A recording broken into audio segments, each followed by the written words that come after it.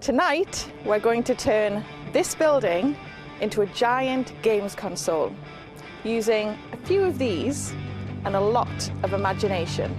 Welcome to the Christmas Lectures.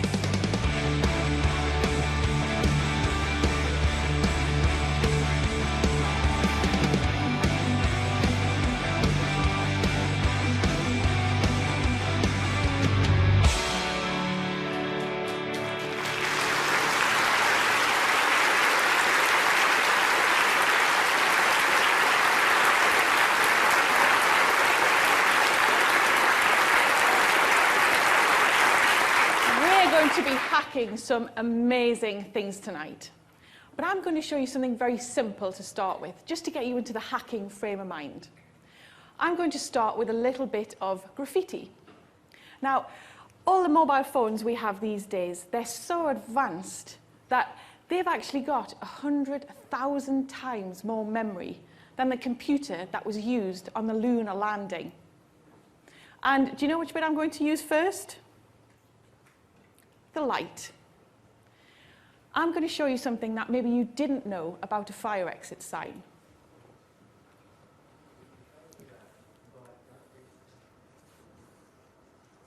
Did you know you could do that on a fire exit sign? It's cool, isn't it? You can write on the white bits.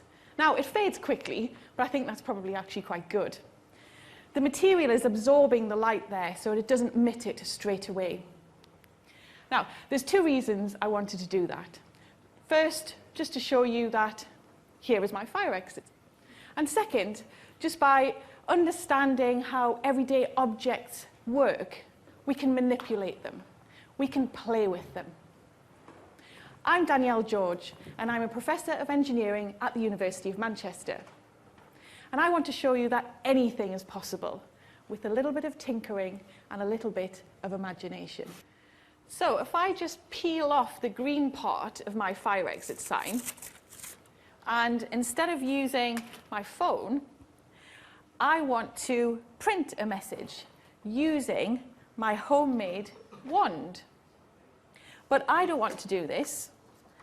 I want somebody else to do this for me. So here we have a tablet, and we should be able to send this information to my LED wand. So, how about you? What's your name? Sasha. Sasha. Hi, Sasha. Right, what I want you to do, Sasha, is just write a very short word, just first short word that comes into your mind, okay? And then press send. I don't want to know what it is, but Dave, the cameraman here, is going to show everybody else. But you just tell me once you've actually done the word. Are we done, Sasha? Yeah? Brilliant. Okay, so what's happening with this is if I press this down, Sasha's word should be sent. The LEDs are flashing, so Sasha's word should be sent there already. So if I now go over my photoluminescent paper, I should be able to print out Sasha's word. And here we have it. Brilliant.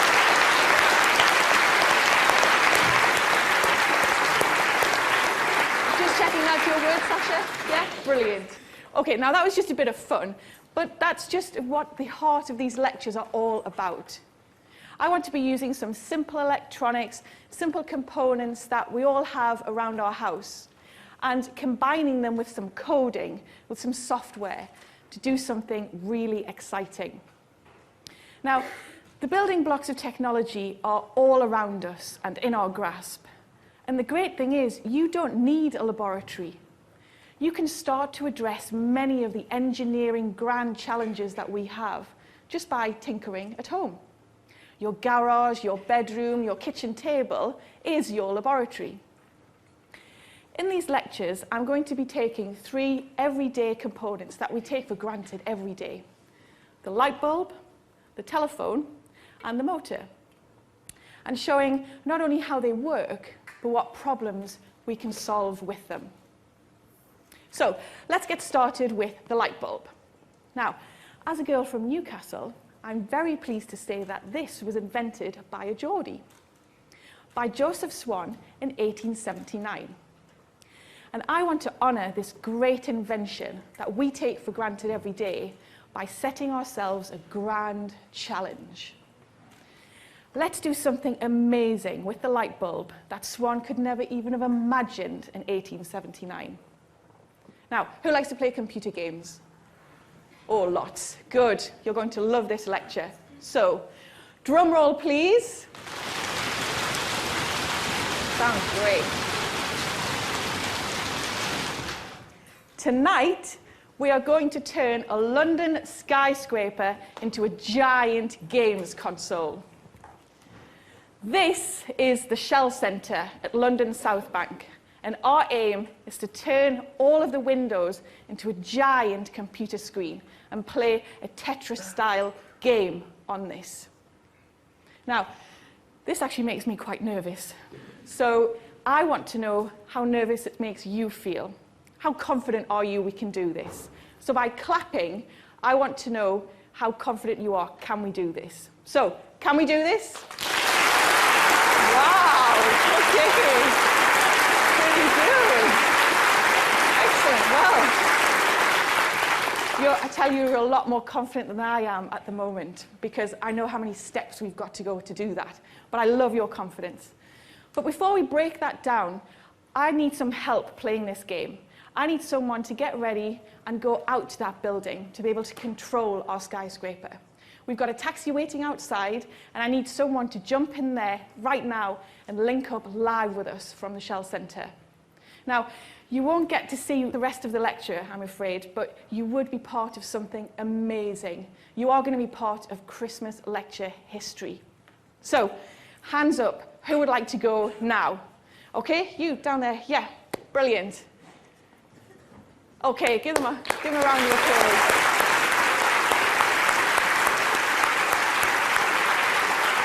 Okay, what's your name? Harrison. Harrison. Okay, Harrison, and you have a parent or... Okay, is that your mum there? It's teacher. Teacher? Okay, right, Harrison. Okay, teacher, are you okay to go with Harrison? Yeah, is that okay? Brilliant. Okay, so what's going to happen is you're going to go with Judy. We're going to put you in a taxi, which is waiting for you and your teacher now, okay? And then we're going to link up live with you at the Shell Centre, and you get to play the game. All right. All right? Brilliant. Thank you very much, Harrison.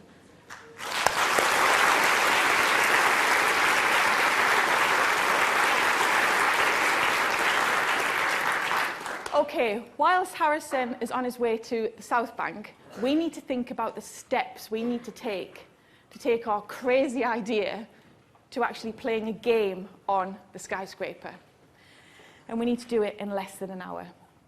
Now, I'm an engineer, and when I'm faced with problems that I think are just too big to solve, I like to break that problem down into steps that I think I can solve.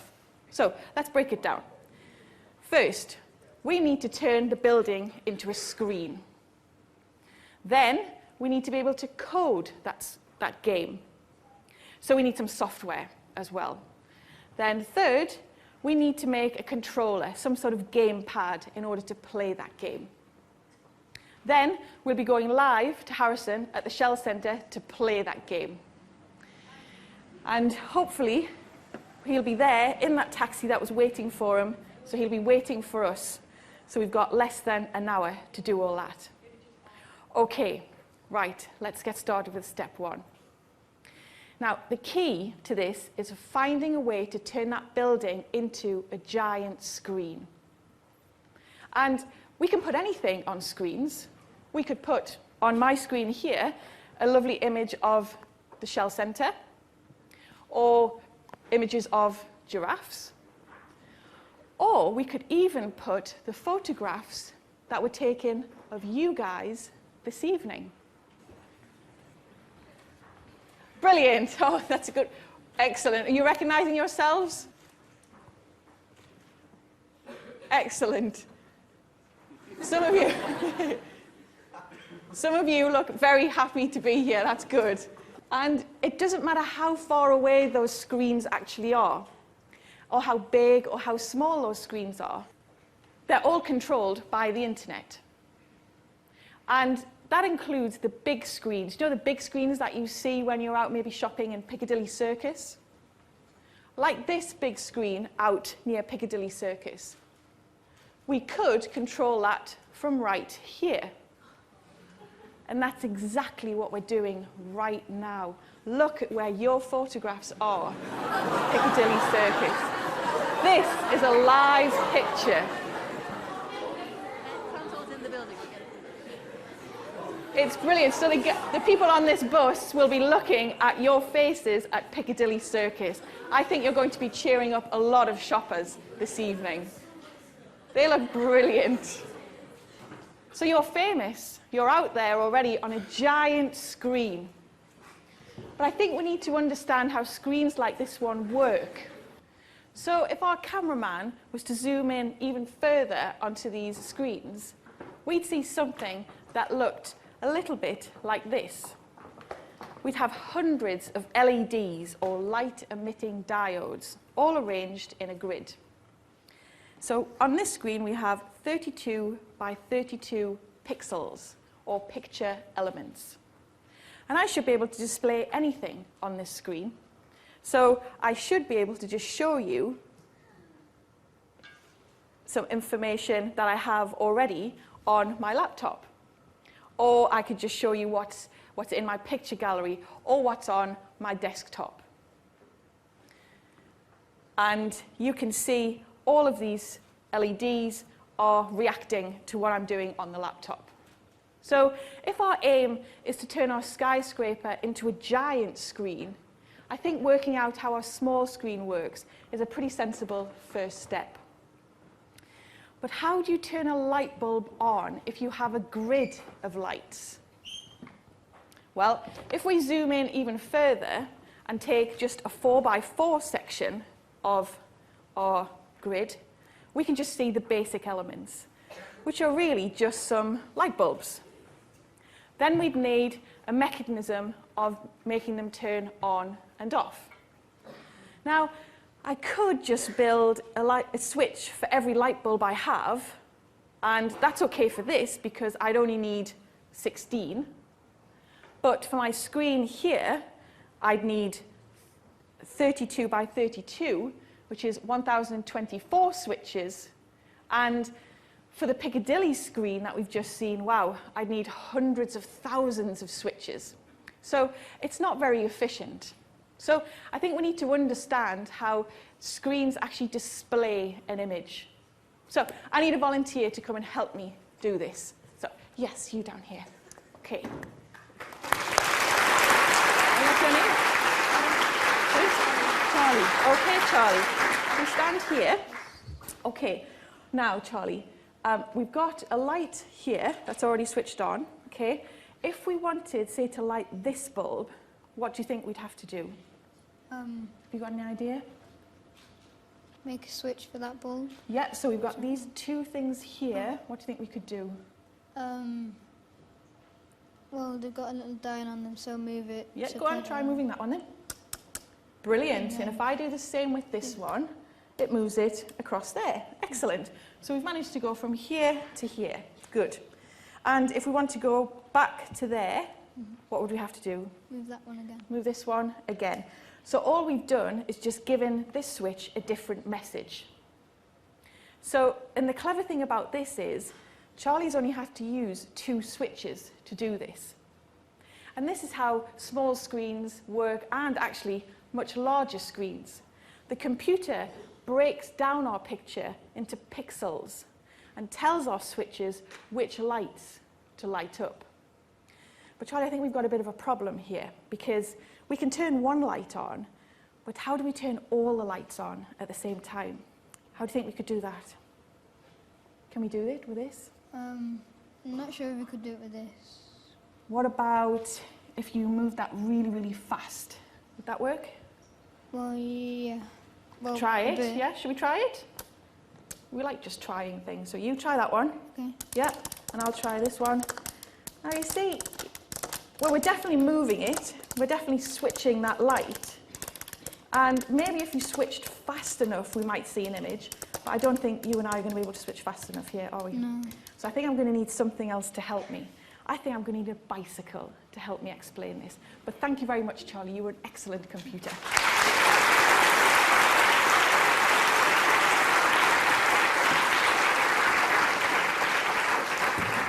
Now, what Charlie and I were just talking about there, about switching the lights very, very fast, is a phenomenon that is commonly called persistence of vision, or flicker fusion.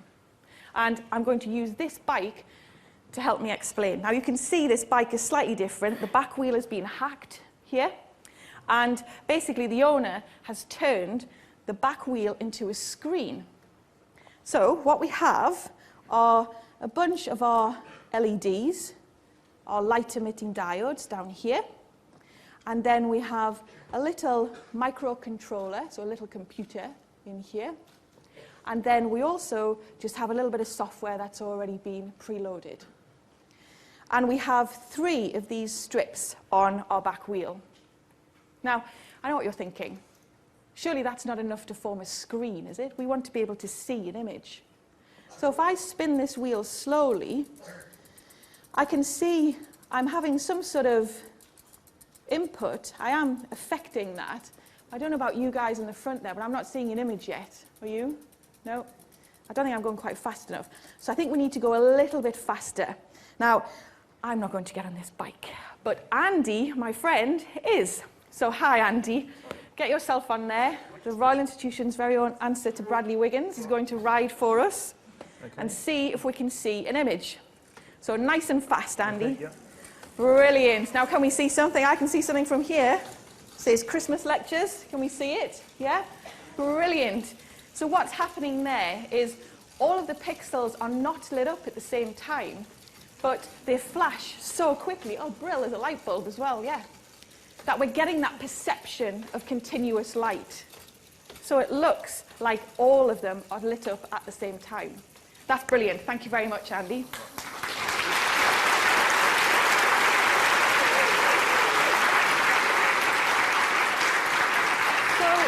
By turning on the lights in turn, we've managed to create that illusion of a static image. And this is exactly how LED screens work. From the very small screens that we have here to the very large screens. Screens like on top of the BT Tower, for example, which we've also taken over tonight. This is great. We're taking over all the screens in London. Now, it looks like all of the lights are on here to display our wonderful Christmas messages. But actually, only some of them are on. But we're creating this perception of continuous light. But can we apply what we've just learned here to our skyscraper? I've still got that question. How do you turn a whole building into a screen? Well, thankfully, we chose well with our building. So you can see our building is very rectangular. So it has windows which are like pixels, so our picture elements.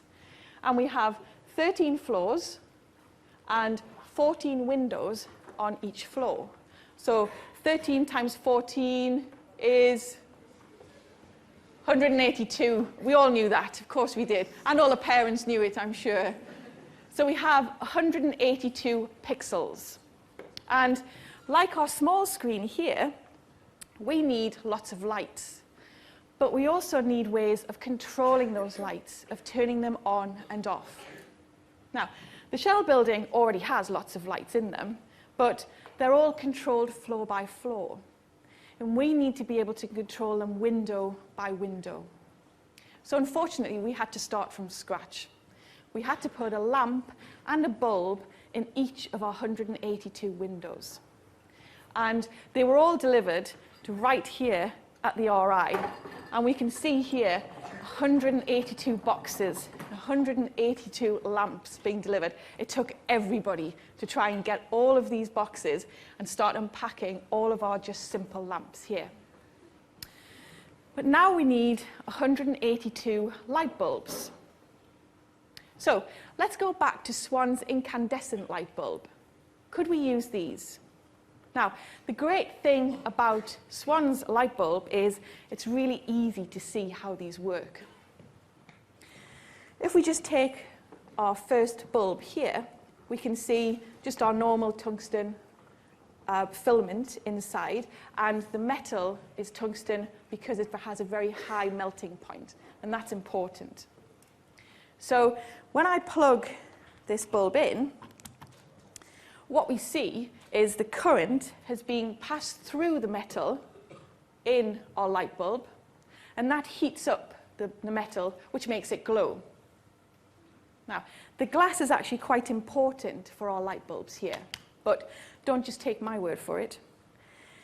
If we remove our glass, like we've done in our second bulb here, what do you think is going to happen? Is this going to work? We've removed the glass. So it's exactly the same as this one. A few shaking of the heads. Anyone nodding the head? Oh, a few nods of the head as well. Okay, well, let's plug it in and find out. So I'm just going to put some little safety specs on here. Right, are we ready for this? You see it? So it did glow, but then very quickly it burnt out. And the reason it does that is the glass is protecting the filament because there's protective gas around that filament. So it's not allowing the air to get to that filament. So once the oxygen gets to there, it burns out very, very quickly, as we just saw. But can we keep it glowing in another way? Well, Andy's going to help me with this, and I'm going to put my specs back on. Hi, Andy. Hi. So what we have is another bulb which has had the glass removed. So it still has our filament in there, but the glass has been removed again. And what Andy's going to do is fill this container with liquid nitrogen.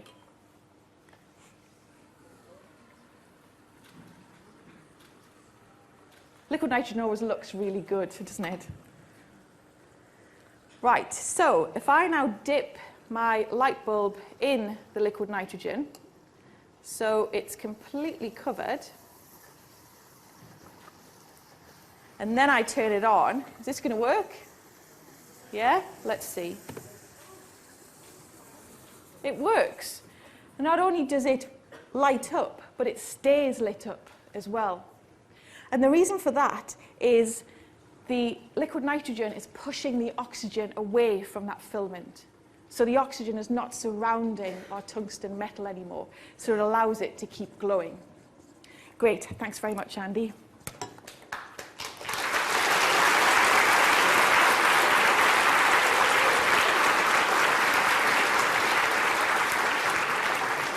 Now, the problem with Swan's light bulbs are they lose a lot of electric energy as heat.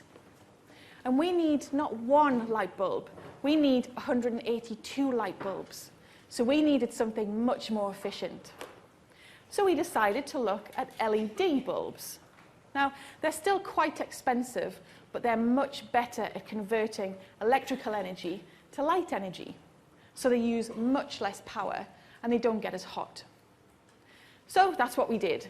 We got 182 LED bulbs, one for every window. Now, we needed to make sure that we could actually see that window glow. So we used some baking paper here to diffuse the light in our windows. Then we needed to make sure the light was directed away from the room and out of the window, so out so we could see it from outside. So you can see here, we've used some reflective film on our windows as well. So step one, part one, done. We've managed to make every window a pixel just by using desk lamps and LEDs that we've bought at the local DIY store. But there's still a big difference between lights and windows in making a screen, isn't there? If you think back to our small screen here, we have lots of LEDs, but we also need ways of controlling all of those lights. So how do we tell each lamp what to do? Well, it's easy just to wire a bunch of LEDs on the ground. We could do that. But it would be really, really difficult to scale that up to what we need for our giant skyscraper here. Now, I know what you're thinking. Well, there are already wires in the building, aren't there? Surely everyone's got a network cable these days. And the answer is yes. this has a network cable just the same as the things that you guys will have at home as well, just an Ethernet cable. So we could network all of our windows of lights just using network cables, couldn't we? Well, before we answer that question, I want to show you something really, really cool with network cables right here tonight. So if anyone's seen the Matrix film, you know that part in the Matrix where the two actors freeze in time and they're suspended in the air, so they jump up in the air and they're frozen in time and the cameras pan around them? You know that? You've seen that before, yeah? Well, let's try and recreate that here. What we have here is a semicircle of 40 Raspberry Pis. Now, Raspberry Pis are just little embedded computers, and I'm sure many of you have used these before. If we have a look in a bit more detail here, we can see that it has a little LCD display on the top, it has a camera, and it also has our Ethernet cables, so it's a wired network. So we can use all of these cameras to take a photograph at exactly the same time and then stitch all of that information together. So our computer down here, Andrew, is going to be able to we're going to take the photographs at exactly the same time. So Andrew's going to trigger that information, okay? Now, we're obviously missing a couple of things here. Volunteers to be jumpers. Okay, let's go. You there, please? Yes? And you here. Okay, great. Thank you very much. All right. What's your name? Ed. Ed. Okay, Ed. I'd like you to stand probably about here and then just face that fire exit sign a little bit there. Okay? Come in a little bit further, I think. Just need to get you about right. Okay, what's your name? Harriet. Harriet, okay. Right, Harriet, you just turn to where you were sitting and then just go backwards here and then just face that exit sign there. Right, we should be good there.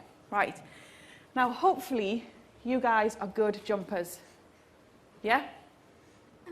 Yeah. You've volunteered now, Harriet, so you have to be a good jumper, okay? Yeah. Now what I want to see is the craziest jump you've ever done. So I want to see arms up, I want to see legs up, okay? And I want to see you getting nice and high as well, okay? Are we ready? 3, 2, 1, jump! That looked pretty good to me. Thank you very much. Just stay there. Harriet. Wow. That was brilliant. Now, Andy, did we get it? Yeah? Okay. Right. Let's turn around and see how it looked. Because it looked pretty good from where I was. So let's see if we managed to capture that. That's brilliant. Look at that. Excellent. I like the big happy faces as you're doing it as well. That looks amazing. And we've done that with really simple electronics. You look fantastic. Well done, both of you. Brilliant. Thank you.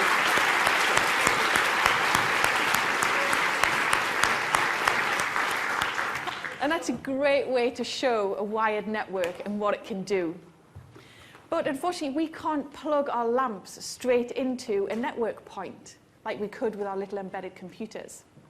So we still need to find a way of turning our desk lamps on and off if we're going to be able to play this game at the Shell Centre in about 30 minutes. So I need to replicate something. If I was turning a lamp on and off, I need to replicate what my thumb would be doing, turning that lamp on and off. And I need something that is telling my thumb what to do. So I need a bit of a brain, and I need a mechanical thumb. So what we have here is another little thing that you can do at home. And what we've got is a tiny little motor, and you can hack this from something else in your home. And we're going to use that to switch the light on and off. So you can see it's just attached to the switch on the lamp. And the good thing about this is there's no mains tampering. So I haven't had to tamper with the electric mains, so it's really safe for you to do at home. Now, this motor is attached to another little circuit board here. And again, they're probably little boards that you've already played with before. They're not expensive, and we've just got some software from the internet as well. The difference with this is it has a wireless receiver on board. So we should be able to communicate with our motor wirelessly. But I'm not going to do it. I'm going to get somebody else to do it. And I'm going to go up here again. I'm not going to choose the same person, Sasha, don't worry. I'll choose you instead. Okay, what I want you to do, what's your name? Sam. Sam, okay, Sam. What I'd like you to do is to wirelessly turn my lamp on and off. Now there might be a little bit of a delay because we're using the Wi-Fi network here, okay? But just using the on-off switch there, you should be able to turn it on first, so let's try. Have a little bit of a delay. Brilliant, excellent, so turn it off. Excellent. So all the motor is doing is just rotating. Try it again just to make sure it works. Excellent. And we'll turn it off. Just make sure you can turn it off. Do you turn the lights off at home? Yes. You do? Oh, you're very good. You're better than a lot of people I know. Very good. Thank you very much, Sam.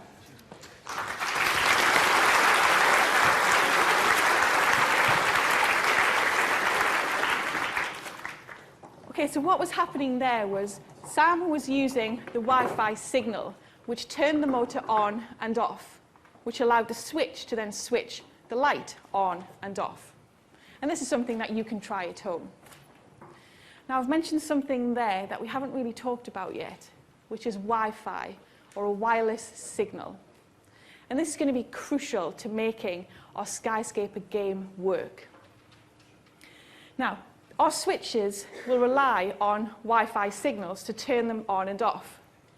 So wireless would be a much better solution for our network because of the scale of our challenge.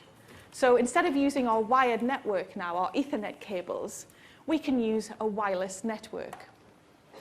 And wireless networks are everywhere now. We've actually become a little bit too good at using wireless networks. If you think about the wireless devices just you guys have in your home, I bet every single person in your household has got a smartphone, maybe a tablet, maybe a laptop. You'll have a wireless router in your home, and that's just in people's homes. So we need to look for different ways, for new ways to be able to send information wirelessly. And perhaps our humble light bulb will give us the answer. Could we use visible light to send information wirelessly? Now that sounds crazy, doesn't it? How can we use light to send information wirelessly? But I've got a really, really good demo to show you here. And I'm going to need a volunteer to help me with this. Now I probably haven't chosen anyone from the centre yet as well. So I'll choose you with the grey jumper on. Yep. Okay.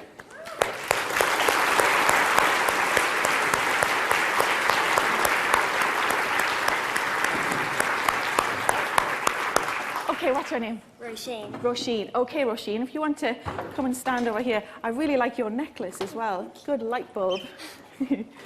Okay, what we have, Roisin, is 2 laptops and a torch. And what we have is this laptop is running a movie. What I'd like you to do is to be able to carry the information that's on this laptop, which is just playing a little movie, and send it wirelessly to that laptop. And all you need to do is turn that torch so it faces the laptop over there. So you can just place it down, you don't need to hold it. Yep. There is a movie playing over here, and the same movie is playing on that laptop as well. Now just to prove that this works, just angle that torch away again. So it's just out of the way of the system. Now, that one stopped, but let's just check this one is still working.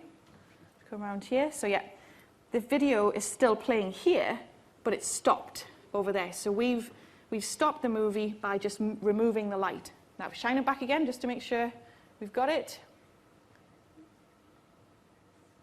And then the movie should start playing again, and it's starting to play. All we're doing is using this torch. Now inside this torch there are lots of LEDs and they're flashing millions of times a second, so it's like the old Morse code. Now in the future we might be able to send information over the internet to laptops, just like Roshin's been doing there. And this would free up the space in the Wi-Fi networks and prevent a lot of further interference. But thank you, Roshin, for your help.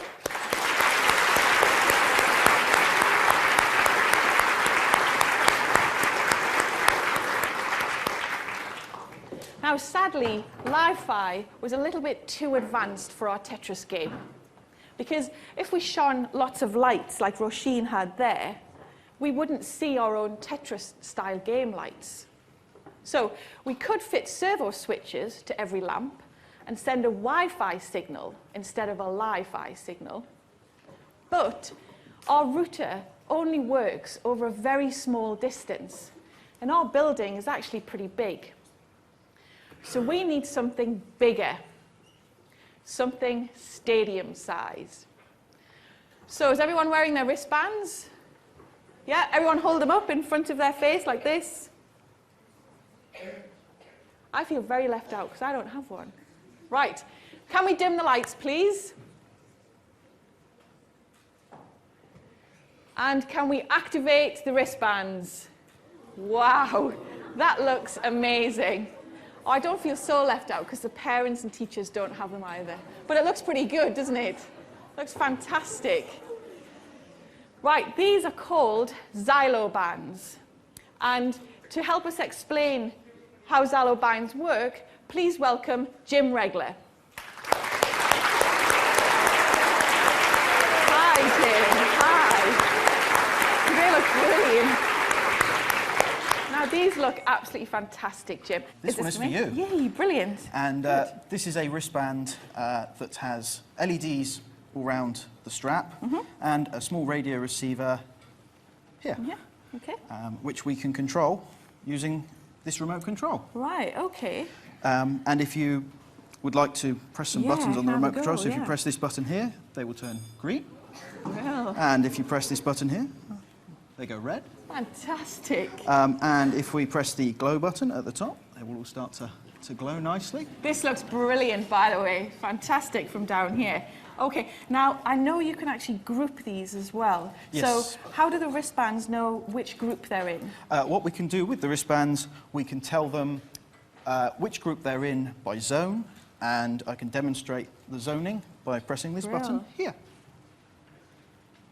Excellent. And they obviously respond when they are told to by zone. That's fantastic. Now, as you know, Jim, we're trying to build a giant games console on a skyscraper this evening. So we need our Wi-Fi signal to go quite long distances. So how far have you actually got in terms of distance here? Well, we've built this system, obviously, to run stadiums and concerts. So we have successfully covered distances up to 500 metres and beyond. Brilliant, that's really good. And I think actually we've got some footage here of showing a Coldplay concert. And wow, look at all of those. That looks awesome. Indeed. And how many were there? There's about 30,000 there. 30,000. That must have been an amazing moment just to see that invention come to Absolutely life. fantastic. Thank you so much, Jim.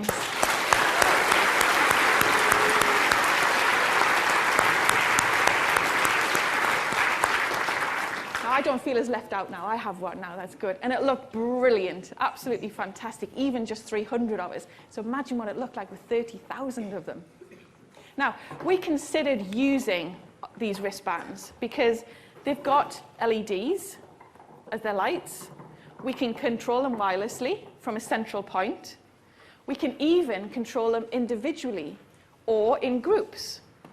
And they're cheap to produce. So this all sounds fantastic. But the problem with these is the lights just aren't bright enough for us. So we need something that's really, really similar technology that we've all got here, but something a little bit brighter. So we had another trip to the DIY store and we bought some LED bulbs. But these bulbs are just a little bit different. Now what we have is this bulb, but we've exploded it out here just to show you what's inside it. Now there is some glass around this bulb, but it's actually just used to diffuse the light, so there's no gas in it like the incandescent light bulb needs. What you'll notice about this is what you might not expect in a light bulb is this part. This is the radio receiver, so it's just like the ones that we all have in our wristbands here. And this has a Wi-Fi network on it. So the Wi-Fi network will send information about the bulb's brightness, and we could even change the color of these bulbs as well. And because it has a radio receiver, we can do it all wirelessly, so we could just do it from a mobile phone app. So these seem perfect. So we've got 182 bulbs that we can wirelessly control. So we can put them in our lamps in our building and control them wirelessly in the windows. It would make the windows different colors, so anything we want just in an instant. And we can send a wireless message that would pass that message to the next bulb, which would pass it to the next bulb, which would pass it to the next. And that's called a mesh network. And it would make sure that no bulb is actually forgotten. So, hardware done. I'm getting more confident on this, actually. I'm getting up to where you were at the beginning. So we've done the hardware, but we need step 2. We need to control the software. So we need to write some programming. So let's do some coding. Now, I'm aware these are the Christmas lectures, and we haven't blown anything up yet, have we? Seems wrong. So please welcome CBBC resident explosives expert, Fran Scott. Hi, nice to see you. Nice to see you. Okay, now I understand we're going to have a selection of balloons here. And of course we have to have some hardware as well to be able to use our software on. It's slowly coming on. Slowly, yes. Okay, so if you just talk us through what's happening So here. basically, these aren't just ordinary balloons. These balloons are explosive balloons. Excellent. They're full of a highly flammable gas, so when we let them off, they won't just pop. They're going to be small fireballs. Ooh, that sounds good. Okay. And what we're going to do is we're going to code those fireballs.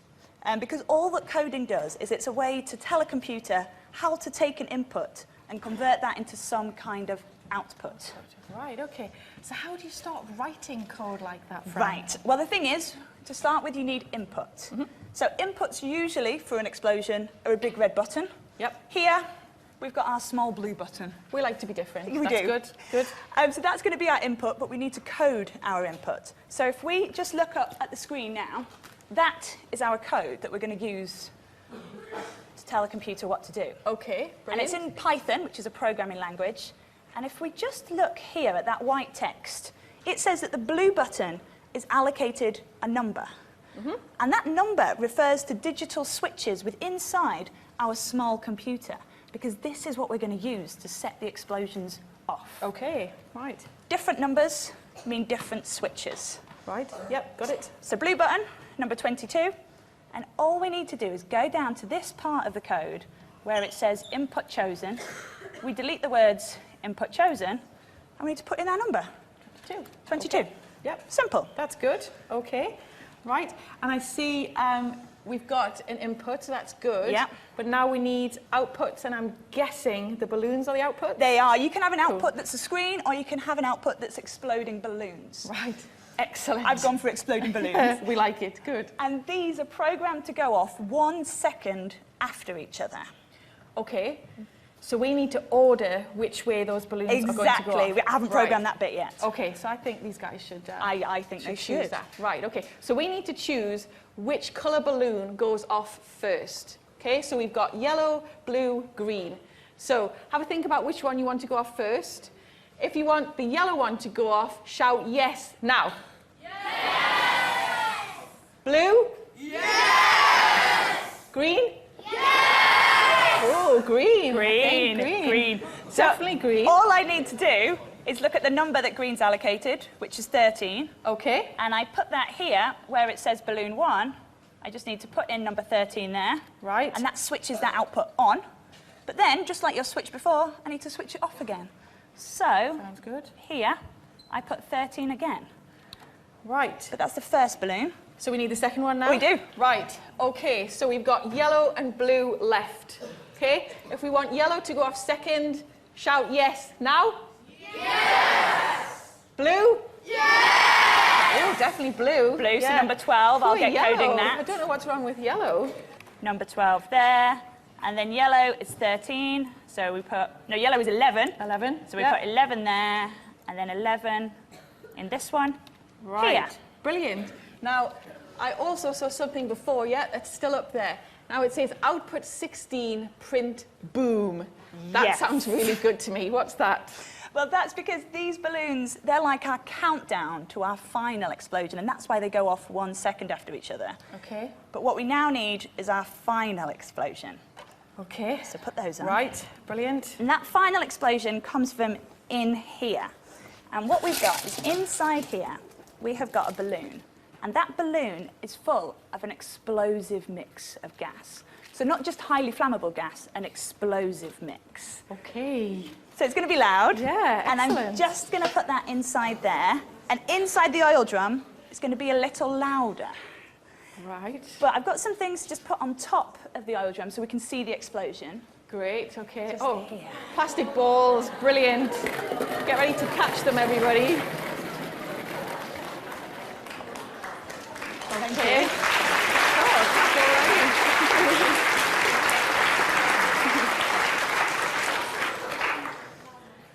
Okay, so we've got our balls. Yep. What else do we need to do? We just need to run our program for me to do my safety checks. Okay, so and it's going to be loud. And I need all of you guys to put your hands over your ears. It's going to be very, very loud. And can we lower the lights, please? Here we go. Thank you. I'm going to stand over here. Fingers crossed. Here we go. So, 5, 4, 3, 2, 1, fire!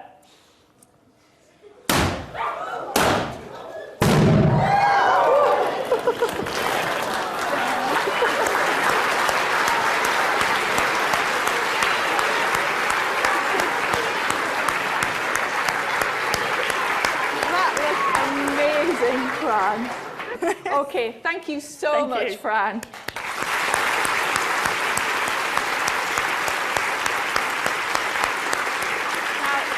If anyone tells you that writing code is boring, you need to show them that clip of Fran doing those explosive things. That looked absolutely brilliant. And what Fran was doing there was just writing code for a simple set of events. And that's exactly the same as we need to do for our game. And here's the code for our game. Now, our game is quite long. I'll not go into every single detail for you here, but we could just take a snippet of that.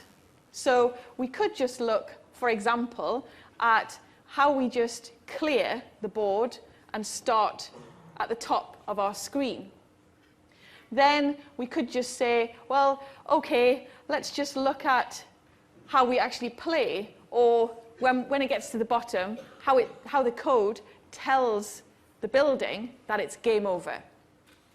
Now, this looks like a long, long piece of code, but it has to be, because we're dealing with lots of different possible controls here. But we're doing exactly the same thing as Fran did with her code. We're taking things step by step, and we're thinking in a very methodical and a very ordered way. So we've written our code. We've got our code now. The final thing we need to do is build an input device, something to actually control our game. So, Harrison, are we at the Shell Centre yet? Can we go live to the South Bank, or are we a bit too early? Oh, brilliant. Okay, yeah, excellent. Hopefully it's not too cold. Okay. It's freezing. Now, we are coming back to you, Harrison. We're almost there, so just bear with us, okay? Okay. Right. So, our controller doesn't really need to be anything complex. And we should be able to make anything control, well, anything. For example, I should be able to make these jellies control my keyboard. Let's just see. Sounds crazy what I'm saying, doesn't it? Let's just see if that's true. If I just attach myself to this circuit, I should be able to play my jellies.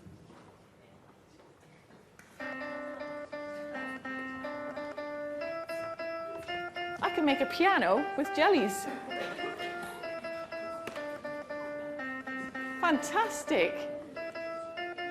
And what's happening there is I'm just using a very simple circuit board here called a makey-makey circuit board, which is turning each of my jellies into a piano key.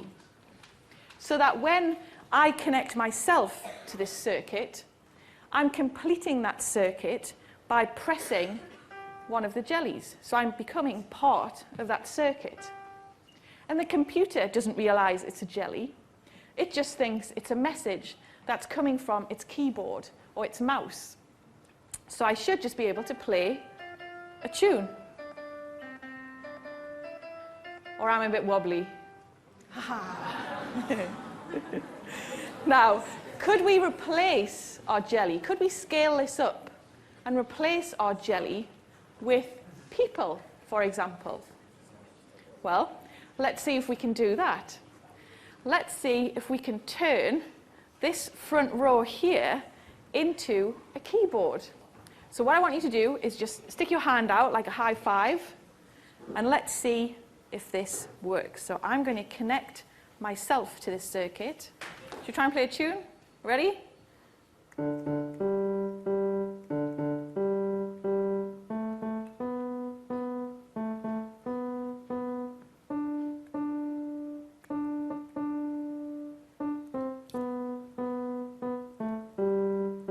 What do we think? That's pretty good. I think we could make that work for our skyscraper. I think we could make a simple gamepad, control pad, just using our simple circuit board.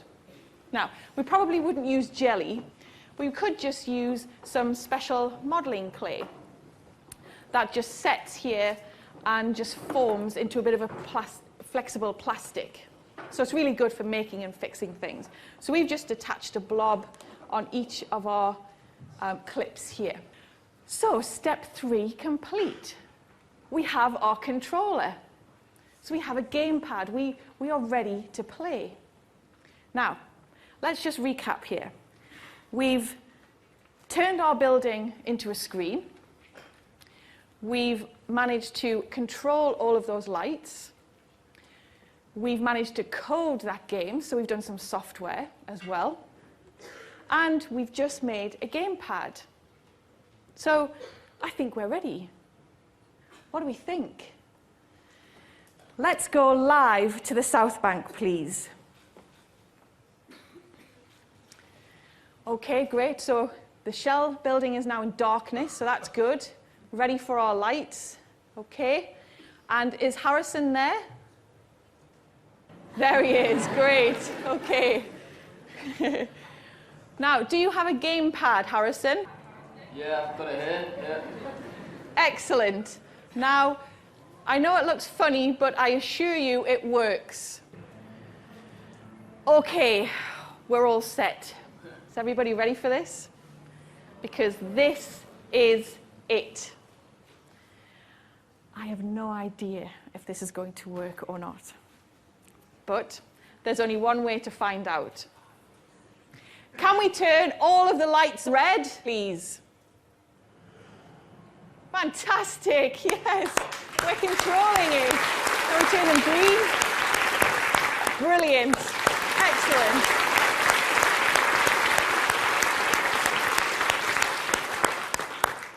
And blue? Fantastic. I can't believe this. This is brilliant. Okay, Harrison, are you ready to play the game? Yeah. Okay, now I think we should do a countdown for him from 5. 5, 4, 3, 2, 1. Let's play. Fantastic, he's already playing. That's brilliant. Okay, now he's moving his first blocks. I can see a T shape just down at the bottom there. And he's moved it to the bottom, so he's got his second one at the top there now. And that's moving down.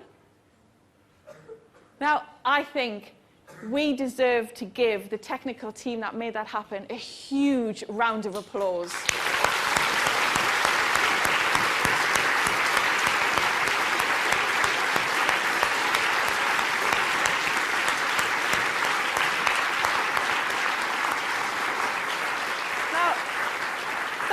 Brilliant. And we've got 1 or 2 pixels out there, just like you maybe have with an old screen or something. But it looks brilliant. We've just turned a London skyscraper into a games console, and it's working as it should. Harrison's pressing a button, and it's forming a circuit. The signal is then going into the laptop, which receives that instruction from the gamepad, and is adjusting that position of the falling block. And it's also converting our screen of that pattern of our 13 by 14 pixels. And when we put all of this together, it means Harrison can stand in Jubilee Gardens and play Tetris-style game on a skyscraper. I hope by following our journey from crazy idea to working solution, you've had a glimpse into the mind of an engineer. You've seen how the tools around you can do amazing things. You've seen how to think about things in your home slightly differently, and how they can be hacked to help you realize your own crazy ideas. You've seen how we can troubleshoot problems when they arise, and how often the best solution is actually the simplest one. And perhaps just because it's fun is the best reason to do anything. In the next lecture, we're going to be looking at the telephone, Alexander Graham Bell's very own light bulb moment that brought us all much closer together. And we'll be attempting to use all of our senses to communicate and beam a special guest into the theatre by hologram. Okay, Harrison, have you had a good time playing Tetris on our skyscraper? Yeah, definitely. I'll never get a chance to play on a screen like this again. Good. I'm glad. Even though I know you look really, really cold, you did a fantastic job. Thank you so much, Harrison. And thank you to everybody here as well. Good night.